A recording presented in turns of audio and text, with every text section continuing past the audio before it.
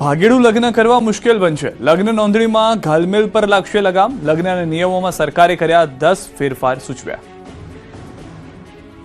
લગ્ન નોંધણી પ્રક્રિયામાં ગુજરાત સરકાર દ્વારા મોટા ફેરફાર સૂચવતું બિલ વિધાનસભામાં રજૂ કરાયું, જેમાં 8 થી 10 એવા ફેરફાર સૂચવાયા છે જે લાગુ થશે તો માતા પિતાની મરજી વિરુદ્ધ ભાગીને લગ્ન કરવા મુશ્કેલ બની શકે છે. કારણ કે લગ્ન નોંધણીમાં માતા પિતાની મંજૂરી ફરજિયાત કરવાની જોગવાઈ સૂચવાઈ છે. એટલું જ નહીં, વરવધુ લગ્ન નોંધણી માટે અરજી કરશે કે તરત જ માતા પિતાને જાણ થશે. જો માતા પિતાને વાંધો હોય તો રજૂઆત કરી શકાશે. જો કે માતા પિતા કોઈ દબાણ કરીને હેરાન નહીં કરી શકે. સૂચિત નવી લગ્ન પદ્ધતિમાં લગ્ન નોંધણી માટે બંને પક્ષકાર અને 2 સાક્ષીઓની સહીથી અરજી કરવાની રહેશે. વળી લગ્ન નોંધણીના સત્તા હવે તલાટીની નહીં પરંતુ તાલુકા સ્તરે રહેલા તેના ઉપરી અધિકારી પાસે રહેશે. જો કે ગ્રામ્ય સ્તરે લગ્ન નોંધણીની અરજી તલાટી જ સ્વીકારશે અને પછી ઉપરી અધિકારીને મોકલવાની જવાબદારી તલાટીની રહેશે. ત્યારે લગ્નના નવા નિયમોની વાત કરીએ તો વરવધુ માતા પિતા બંનેના દસ્તાવેજ જરૂરી. દસ્તાવેજોની ચકાસણી વધારાઈ. વરવધુની હાજરી ફરજિયાત. નોંધણીની અરજી તલાટી જ સ્વીકારશે. ઉપરી અધિકારી પાસે ચકાસણી માટે મોકલાશે. નોટરી વખતે હાજરી અનિવાર્ય. માતા પિતાનું આધાર કાર્ડ, સરનામું, મોબાઈલ નંબર ફરજિયાત. લગ્ન નોંધણીની માહિતી 10 દિવસમાં માતા પિતાને મોકલાશે. 1 મહિનામાં લગ્ન નોંધણી પ્રક્રિયા પૂર્ણ થશે. સમય જતાં લગ્ન નોંધણી માટે પોર્ટલ બનાવાશે. વોટ્સએપથી માતા પિતાને લગ્ન નોંધણીનો મેસેજ મળશે. આ સૂચિત સુધારાને લઈને સરકારે જાહેર જનતા પાસેથી વાંધા અને સૂચનો મંગાવ્યા છે, જેના માટે 30 દિવસનો સમય આપ્યો છે. બીજી તરફ પ્રેમના નામે છળકપટ કરનારને સરકાર નહીં છોડે. જો પ્રેમના નામે મારા રાજ્યની ભોલી ભાલી દીકરીઓને ફસાવવાની કોશિશ કરશે, જો પ્રેમના નામે કોઈ પરિવારને બરબાદ કરવાની કોશિશ કરશે, એવા એક અસામાજિક, ટપોરી, લેભાગુ, છલ કપટ ધરાવતા એક બી યુવાનોને અમદાવાદમાં 2 રોકટોક ચાલતા 65 પીજી સીલ. પીજી સંચાલકોમાં વિરોધનો વંટોળ. અમદાવાદ શહેરના બોડકદેવ, વસ્ત્રાપુર અને ઘાટલોડિયા સહિતના વિસ્તારોમાં ગેરકાયદે ચાલતા પીજી અને એએમસી દ્વારા નોટિસ આપ્યા બાદ સીલ કરવાની કાર્યવાહી કરવામાં આવી છે. એએમસીના એસ્ટેટ વિભાગ દ્વારા વસ્ત્રાપુર વિસ્તારમાં આવેલા પ્રેમચંદ નગરમાં અને ગોતામાં આનંદ વિહાર સોસાયટીમાં ચાલતા કુલ 65 જેટલા પીજીને સીલ કરવામાં આવ્યા છે.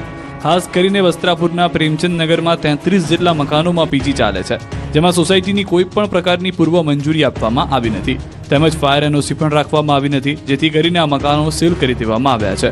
જેને લઈને પીજીમાં રહેતા વિદ્યાર્થીઓની હાલત કફોડી બની છે. તેઓના સરસામાન, રહેવા અને જમવાની પણ અગવડતા પડી રહી છે. આ બાબતે પીજી સંચાલકો એએમસીની મુખ્ય ઓફિસ દાણાપીઠ ખાતે રજૂઆત કરવા પહોંચ્યા. જોકે બજેટ બેઠકના કારણે ભાજપના સત્તાધીશો, મ્યુનિસિપલ કમિશનર કે વિપક્ષના નેતા મળી શક્યા નહોતા અને તેઓ રજૂઆત કરી શક્યા નહોતા, પરંતુ મનપા કચેરી બહાર વિરોધ કર્યો. પીજી સંચાલકો દ્વારા ચોક્કસ નિયમો ઘડવા માટેની માંગ કરવામાં આવી છે. આ મુદ્દે સ્ટેન્ડિંગ કમિટીના ચેરમેને કહ્યું કે હાઈકોર્ટની ગાઈડલાઈન મુજબ કાર્યવાહી કરી છે અને થશે. પીજી બાબતે હાઈકોર્ટે પણ ગાઈડલાઈન આપી છે. હાઈકોર્ટની ગાઈડલાઈનના આધારે આપણે વાત કરીએ કે દરેક ઝોનની અંદર એની કાર્યવાહી થઈ રહી છે. અમદાવાદથી સમાચાર. લોક સાહિત્યકાર દેવાયત ખવડને છેતરપિંડી કેસમાં મોટી રાહત. ચાંગોદર વિસ્તારના જૂના કેસમાં સાણંદકોટનો ચુકાદો. સાણંદકોટે દેવાયત ખવડને તમામ આરોપમાંથી મુક્ત કર્યા. અગાઉ બંને પક્ષો વચ્ચે સમાધાન થયાની થઈ રજૂઆત. કોર્ટના આદેશથી સમર્થકોમાં ભારે આનંદની લાગણી.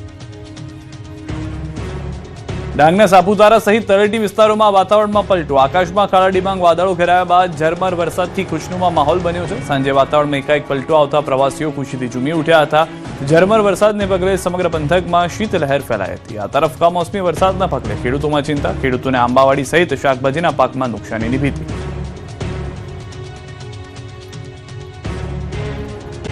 મહિલાઓને જયરામ બાપાની ટકોરથી ઉહાપો મચી ગયો છે.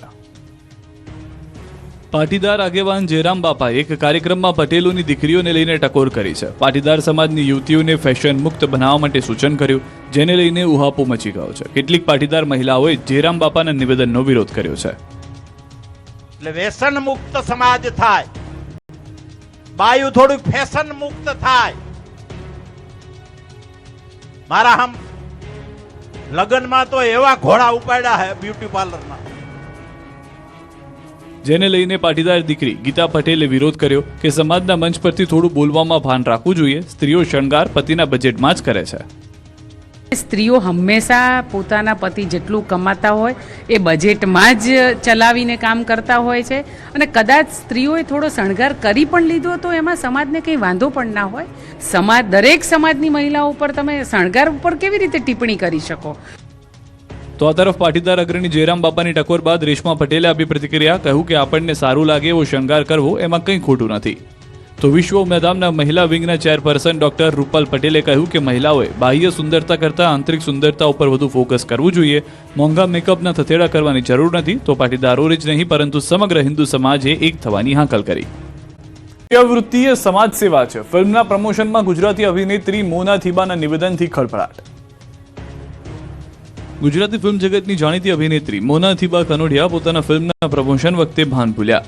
ચોંકાવનારા નિવેદનને કારણે વિવાદોના વમળમાં ફસાઈ ગયા. રાજકોટમાં પોતાની આગામી ફિલ્મના પ્રમોશન દરમિયાન તેમણે વેશ્યાવૃત્તિને સમાજ સેવા ગણાવતા સોશિયલ મીડિયા અને સામાજિક વર્તુળોમાં ભારે રોષ જોવા મળી રહ્યો છે. તેમણે કહ્યું કે વેશ્યાવૃત્તિ ન હોય તો બળાત્કાર જેવી ગંભીર ઘટનાઓ વધે. વેશ્યાવૃત્તિ સાથે સંકળાયેલી મહિલાઓએ એક પ્રકારે સમાજની મદદ કરી છે. સમાજને એક મેસેજ છે. વેશ્યાવૃત્તિ પણ આ જે સ્ત્રીઓ કરે છે એ પણ સમાજની સેવા જ છે ને. નહીં તો કેટલા બહેન દીકરીઓના બળાત્કાર થાય, કેટલું બધું થઈ શકે. આ પણ એક પ્રકારની સમાજની સેવા છે. એ વાત મેં મારી ફિલ્મ શક્તિની વાર્તાના અનુસંધાને કરી હતી. કોઈના દિલ દુભાયા હોય, કોઈની દિલને ઠેસ પહોંચી હોય એ બદલ હું માફી માંગુ છું. તો મોના થીબાના વિવાદિત નિવેદનને લઈને વિરોધનો વંટોળ શરૂ થઈ ગયો છે. વિજ્ઞાન જાથાના જયંત પંડ્યાએ વેશ્યાવૃત્તિને સમાજ સેવા ગણવી મૂર્ખામી હોવાનું કહ્યું. પેલા તો વેશ્યાવૃત્તિને સમાજ સેવા કેવું એ મૂર્ખામીની વાત છે. લોકોને ગુમરાહ કરનાર, લોકોને બીજા દિશા તરફ લઈ જનારી અને આવી પ્રવૃત્તિને પ્રોત્સાહન આપવાની વાત છે જે સમાજમાં કદી ચાલી ન શકે. બીજી તરફ કોંગ્રેસ નેતા જેની ઠુમ્મરે કહ્યું કે સામાજિક સંસ્થાઓની અને મહિલાઓની માફી માંગવી જોઈએ. કેટલી બધી સામાજિક સંસ્થાઓ વેશ્યાવૃત્તિમાંથી બાળકીઓને અને મહિલાઓને કાઢવા માટે દિવસ રાત મહેનત અને પ્રયત્ન કરી રહ્યા છે કે જેથી કરીને સામાજિક સ્તર ઊંચું આવે.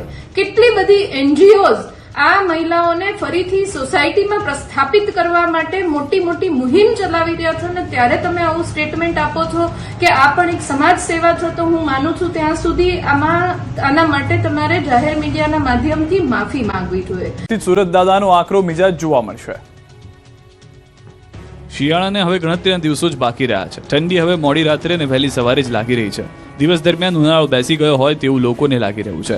ત્યારે માર્ચ મહિનાથી જ આખરી ગરમી સહન કરવા તૈયાર થઈ જજો. માર્ચ માસની શરૂઆતથી જ સૂરજદાદા લાલઘુમ થઈ જશે. ગરમીને લઈને આગાહીકાર રમણીક વામજાએ આગાહી કરી છે કે 3 માર્ચથી 2 જૂન સુધી અકળાવી દેતી ગરમી પડશે. તાપમાનનો પારો 44 થી 46 ડિગ્રી સુધી પહોંચી જશે.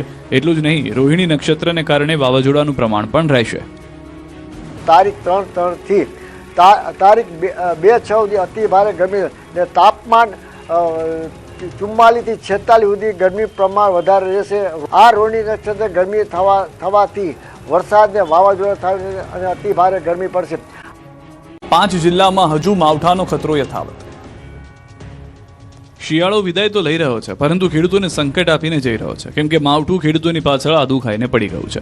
શુક્રવારે મધ્ય ગુજરાત અને દક્ષિણ ગુજરાતમાં સંકટ બનીને વરસેલું માવઠું આગામી દિવસોમાં પણ તબાહી મચાવશે. રાજ્યના વિવિધ જિલ્લામાં કમોસમી વરસાદની આગાહી કરવામાં આવી છે. હવામાન વિભાગે આગાહી કરી છે કે દાહોદ, મહીસાગર, પંચમહાલ, છોટાઉદેપુર અને નર્મદામાં વરસાદ પડી શકે છે. વેસ્ટર્ન ડિસ્ટર્બન્સ સક્રિય થતાં માવઠું ત્રાટકી શકે છે. બીજી તરફ 21 થી 26 ફેબ્રુઆરીના વાતાવરણ સૂકું રહેશે. આગામી 48 કલાકમાં મહત્તમ તાપમાન 2 થી 3 ડિગ્રી વધશે. रेन थंडरस्टॉर्म का फोरकास्ट दिया गया है.